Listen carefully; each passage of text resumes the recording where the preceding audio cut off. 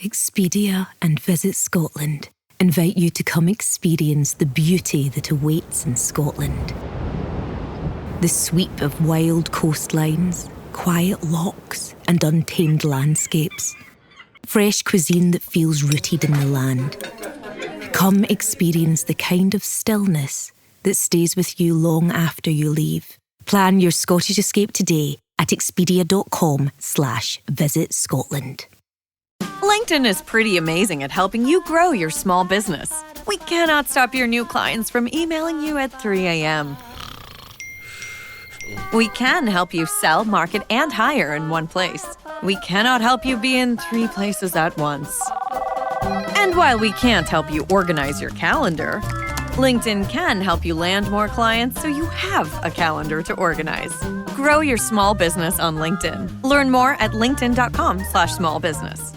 Study and play come together on a Windows 11 PC. And for a limited time, college students get the best of both worlds. Get the Unreal College Deal. Everything you need to study and play with select Windows 11 PCs. Eligible students get a year of Microsoft 365 Premium and a year of Xbox Game Pass Ultimate with a custom color Xbox wireless controller. Learn more at windows.com/student offer. While supplies last. Ends June 30th. Terms at aka.ms/collegepc. A study in Nature found that your gut bacteria can literally change how many calories you absorb from food. It turns out your gut bacteria can actually make you gain weight, even if you don't eat more. There was this famous study that compared the gut microbiomes of obese versus lean mice. And then, of course, they later repeated this in humans. And what the researchers found was that obesity shifts the balance of gut bacteria. You have fewer Bacteroides and more Firmicutes. And here's the kicker. Hey, I'm JJ Virgin, PhD dropout, sorry mom, turned 4-time New York Times bestselling author. As a certified nutrition specialist, fitness Hall of Famer, and globally recognized leader in health, I'm driven to keep asking the tough questions and use my podcast to simplify the science of health into actionable strategies that help you thrive. Want an ad-free experience? You can now subscribe to my exclusive VIP podcast at subscribetojj.com for just $4.99 a month or $49.99 a year. It's like your daily latte, but better for your health. I'd also love to hear your thoughts on the show. And here's the fun part. When you send me your review, I'll reply to you using my on-demand virtual me. That's right, my team and I created a virtual JJ packed with my books, speeches, and wisdom so I can personally connect with you. Here's how you do it. Subscribe and leave an honest review of the podcast. Take a screenshot of your review. Text it to 813-565-2627. That's 813-565-2627. My virtual JJ will reply directly. And trust me, this will make your day. So subscribe now at subscribetojj.com and text me your review. Let's keep thriving together. If you've been stuck in the old just count calories trap, it's time to go deeper. Your body is a bank account, but it's also a chemistry lab and a history book. And what you put on your plate either powers your fat-burning engines or brings them to a grinding halt. And today I'm going to show you how to eat in a way that works with your body in midlife. We cover why protein is non-negotiable, how to choose the right carbs and fats, the best meal timing strategies, and the hidden role gut health plays in your metabolism. Now, by the end of this episode, you're going to know exactly how to make every bite work for you, not against you. First, let's talk protein. And I like to say, eat protein first. It is metabolism's best friend. And it's metabolism's best friend for a couple reasons. Number one, protein digestion is expensive. It's got the highest thermic effect of food. It burns a lot of calories to digest and assimilate it, anywhere from 20 to 30% of its calories. Contrast that with basically nothing for fat and 5 to 10% for carbohydrates. It's also essential to build and maintain muscle. And that, of course, as you know, is your metabolism's engine. I call it a function macro for this reason. And It's super big for satiety. It helps keep you full. It stabilizes your blood sugar. And beyond just satiety, it's great for satisfaction too. It helps you curb those cravings. Most women 40 plus are under eating protein. Do not go for the RDI. That is about half of where you need to be.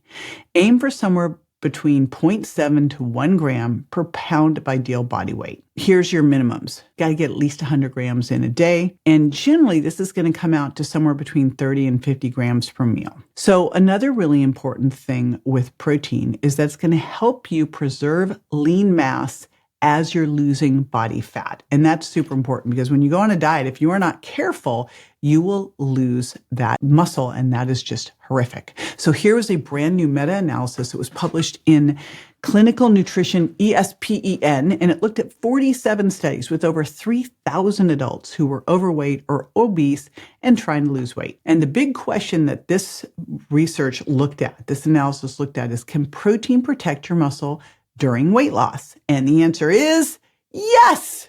People in this study ate more than 1.3 grams of protein per kilogram of body weight per day, and they found that those people who did held on to significantly more muscle. But the people that ate less than 1 gram per kilo were at a much higher risk of losing muscle. Here's the catch. Extra protein doesn't always preserve strength or physical function in these trials, but it clearly helped protect muscle mass. You still got to use it, right?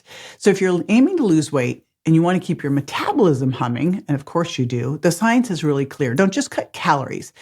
Make sure you're getting optimal protein, and you're going to take some calories away from fat or from carbs, but don't steal from protein. Deal? Okay, so you eat protein first, and then what comes next? Carbs and healthy fats. Now, where I like to start here are with non-starchy vegetables. I really look at these as the foundation. My goal is for you to get 5 to 10 servings of these a day. And a serving is a half a cup of cooked or a cup raw. You're eating this for the fiber and for the phytonutrients. They're going to help fill you up. They're great for supporting detox, and they feed your gut microbiome. I subscribe to what the American Gut Health Project talks about. They say 30 or more diverse plants a week. So this, by the way, includes herbs too. Otherwise, herbs and spices, you'd be like, are you kidding? But things like Brussels and broccoli and red pepper, red onion, all these things are going to help you get a big diversity of all sorts of polyphenols. Now, we're also going to count in there fruit and other carbs, but right now I'm focusing on non-starchy vegetables. Both non-starchy vegetables and fruit and carbs are going to give you fiber. And I want you to get a bunch of different types of fiber. Resistant starch, things from cooled potatoes, barely ripe bananas. And then you're going to get prebiotics, and you're going to get soluble fiber and insoluble fiber. They all play different roles in supporting your gut microbiome. So you want all the different ones. Now, you're getting those from really whole carbohydrates. You know where you're not getting them from? Ultra-processed food, right? From processed carbs. They're processing the fiber right on out of it. So this is where you want to focus on, again, non-starchy vegetables, rainbow of them first, then add in some fruit. I especially love berries, especially raspberries. They're like a fiber powerhouse, but we're getting in the different colors for all the different antioxidants. And then think about some of the low carbs as close to nature as possible. I'm really into Japanese purple potatoes right now. Like that's been my big one. They are a form of a sweet potato that are pumped with antioxidants and fiber. You might want some wild rice, some lentils. Those are all my favorites in the starchy carb thing. But basically I build it with protein, then I add my non-starchy vegetables, then I'll have a little bit of fruit each day. Then I look at my healthy fats. I'm going to get a lot of my healthy fats, by the way, from my protein first. So if you are eating wild fish, guess what? I got some omega-3s. If I'm eating grass-fed beef, I've got some omega-3s. I've got some arachidonic acid. I've got some CLA. So I'm getting it from my food first, and then I might cook with a little bit of extra virgin olive oil. So protein, lots of non-starchy veggies, a little bit of fruit, and then add in some healthy fats, what you did for cooking, and then play around and see how you feel. Do you feel better with a little more carbs or a little bit more healthy fat? If you are trying to fix your insulin resistance, your blood sugar, you're probably going to feel a little better with lower carb, a little higher fat. So just play around with it and see where you do best. For me, I love what Dr. Donald Layman talks about. He says, fuel your carbs for your muscle needs. So I do start with about 100 grams of carbohydrates a day, and then I'll push more depending on my workouts. So basically, healthy fats, let me just dig into them a little bit more because, again, I always go with whole foods first, fish, meat, nuts, avocados, seeds. And then if I'm using anything for cooking, it's either extra virgin olive oil or avocado oil or ghee or coconut oil. And sometimes I'll use a little sesame oil in my Asian cooking. What I avoid are the processed oils, the trans fats. And my issue there with seed oils really is that they're processed. They're like the junk food. So that's what you want to avoid because a lot of the processing that they've done to get these oils has brought in some toxic byproducts that we do not want in our food, and we definitely don't want them in our body. And if we're eating them, guess where they're going? There was a study in Cell Metabolism that found that people who ate ultra-processed foods consumed about 500 more calories per day and gained weight compared to when people ate minimally processed foods. This was a study by the NIH and was led by Dr. Kevin Hall. He is like one of the top scientists in this area. And what they did was they had 20 healthy adults that they put into a controlled setting and they fed them 2 different diets. One was made of mostly ultra-processed foods, think packaged snacks and ready-to-eat meals. And another one was made of whole, unprocessed foods. Now, both of the diets were matched for calories, for protein, for sugar, for fiber, even for fat. The only difference was how processed they were. So here's what happened. This is crazy. On the ultra-processed diet, because they were allowed to, get what they were going to get, people ate about 500 extra calories a day without even realizing it. And guess what they got it from? Carbs and fat. And guess what? They gained nearly 2 pounds in just 2 weeks. Then they switched them over to the unprocessed diet, and they lost that same amount of weight in 2 weeks. So what's the takeaway? It's not just about calories or macros. Ultra-processed foods, those refined carbs and damaged fats, make you overeat, gain weight, right? And then eating whole, real foods that eat protein first, non-starchy vegetables, low carbs, healthy fats, they make you eat less and feel better while you're doing it. And that's why cutting out the processed junk, that's one of the most powerful things that you can do, both for your metabolism and, of course, what's going to happen next. It's going to be better for your waistline. So let's talk about mastering meal timing, when and how to eat, because I get asked all the time, okay, but when should we eat, with intermittent fasting and OMAD and all of that coming out? First of all, stop grazing all day long. That whole idea, that was like, I guess it was so the 80s. It's like, eat all day long. You're going to eat 2 to 4 balanced meals, 3 to 5 hours apart. I say meals because I think of a snack like a mini meal. And again, what I want you to do is eat protein first, then veggies, look where you are with your fat, and then decide what do you need more of, fat or carbs? I personally feel better when I eat a bigger breakfast, a lighter dinner. I like people to eat about an hour or 2 after waking up. The reason for this is you want to give your body time to let your melatonin come down, your cortisol come up, your insulin come back online, right? Your pancreas is back online. So hour or 2 after waking up in the morning, you got up, you saw the sunshine, you're getting yourself going, then get your 2 to 4 meals in. So if you are doing a little bit shorter eating window, you might be eating between, say, 9 and 6 or 9 and 5. For most of us, we're going to be eating 3 meals. If I've got an athlete or someone really actively working to build muscle, we might be working with a little longer window, say 10 to 12 hours, and they might be eating 4 meals. But generally, those meals are 3 to 5 hours apart.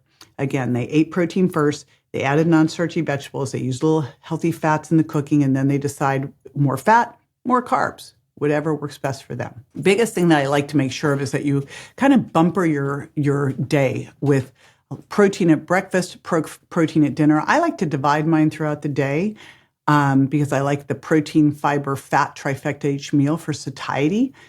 But be sure for sure that you're getting that protein in dinner, good protein boluses and good protein overall. And then here's the thing. Stop eating at least 2 hours before bed. 3 hours is better, 3 to 4. And that is going to help you sleep better. You're going to have lower blood sugar when you wake up in the morning. Because remember, when you're sleeping, you should not be digesting. And whenever you stop eating, you've got about 5 hours of digestion still going on. So maybe you finish dinner at 6, you're still digesting at 11, right? But we want to make sure that you're able to sleep well. As you're going to sleep and melatonin's coming up, It's kind of putting your pancreas to sleep. Cortisol's down. You're not pumping out insulin. So if you eat too late, you're going to have higher blood sugar in the morning. Next up, hydration. And this is super duper important. Now, of course, beyond just eating, hydration is another key thing. When I think of hydration, this could be water, it could be unsweetened tea, green tea for the win. I got to do a shout out for Peak Life. I travel with their green tea. Black coffee, shout out Purity and Sacred Cups. I've been traveling with theirs. So water, sparkling water, unsweetened tea, black coffee, and I also use electrolytes. I use my Electro Replenish. So do that. Mild dehydration raises cortisol, makes you store more fat around your waist. Avoid that. Plus, it's important for detoxification and satiety. So talking again about front-loading calories. There was a trial in Cell Metabolism that found that front-loading calories earlier in the day reduced hunger and appetite scores by about 15 to 20% compared to people who ate the same calories later on. The researchers had 30 adults with obesity try 2 different 4-week calorie-restricted diets. Same total calories, but one plan front-loaded the day, big breakfast, medium lunch, light dinner. And then the other flipped it, which is more typical, small breakfast, medium lunch, big dinner. Here's what they found. Weight loss was the same. The calories didn't matter when the calories were eaten, and metabolism didn't change either. But this is what's important. This is a big deal too. Those who ate the bigger breakfast reported feeling less hungry all day long. I don't know about you, but that's a huge one for me. If I miss breakfast or skimp breakfast, I'm like hungry all the rest of the day. Next up, we got to talk about gut health and inflammation and really what you need to do to heal that gut, because your gut microbiome can influence your weight, your cravings, and your hormones. And what we know about gut health, and from that American Gut Health Project and getting all the plant diversity, is the more gut microbiome diversity, you actually have easier control of your weight. Another thing that you want to think about here are things that could damage your gut, or once your gut is leaky, might be triggering inflammation. And most common ones are gluten for damaging your gut, fructose for damaging your gut, but then dairy, corn, soy, eggs, and peanuts are what I found over and over and over again to be things that tend to cause inflammation when you have a leaky gut. Some of the other important things you can do to heal: prebiotic and probiotic fibers. So think fermented foods, sauerkraut, kimchi, kefir, and then some of the different fibers that you can incorporate in, because healthy gut improves everything, improves your mood, reduces cravings, gets less bloat. In fact, a study in Nature found that your gut bacteria can literally change how many calories you absorb from food. It turns out your gut bacteria can actually make you gain weight, even if you don't eat more. There was this famous study that compared the gut microbiomes of obese versus lean mice. And then, of course, they later repeated this in humans. And what the researchers found was that obesity shifts the balance of gut bacteria. You have fewer Bacteroides and more Firmicutes. And here's the kicker. That obese microbiome had a greater ability to harness energy from the same food.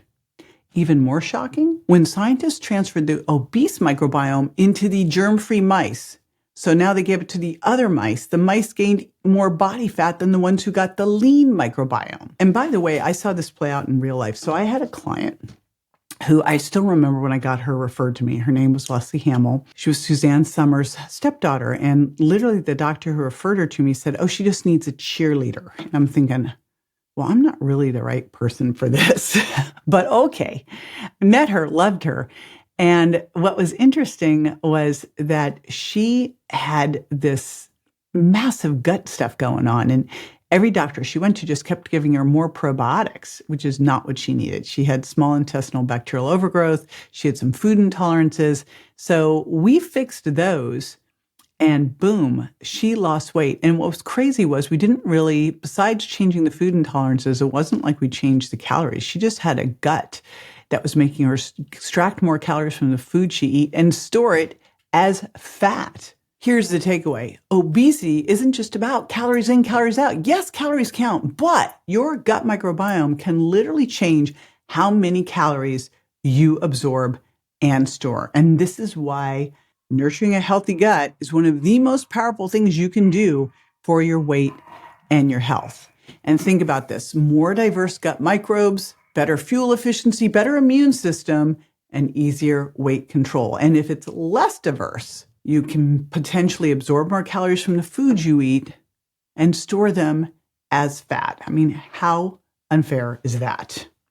All right, so there you have it. Food really is one of the most powerful tools you have to reignite your metabolism. When you prioritize protein, when you choose the right carbs and healthy fats that support your body, and you time your meals to keep insulin in check and blood sugar balanced, and give your gut what it needs to thrive, that diversity, weight loss stops being a battle, and fat loss really becomes a byproduct of good health. Remember, this is not about eating less. It's about eating smarter, making these small, consistent upgrades like eating protein first and hitting that protein target, finishing your dinner earlier, or adding more fiber can add up to big, lasting results. Now, if today's video gave you a few aha moments, hit the like button, subscribe if you hadn't already, and drop a comment sharing one change you're excited to make this week. Be sure to join me next time for more tools, tips, and techniques you can use to look and feel your best and be built to last. Would you prefer an ad-free experience? Join my VIP podcast at subscribetojj.com for just $4.99 a month or $49.99 a year to unlock uninterrupted ad-free access to all the episodes and insights you love. Also, I'd love to connect with you and hear your thoughts on the podcast. Here's how.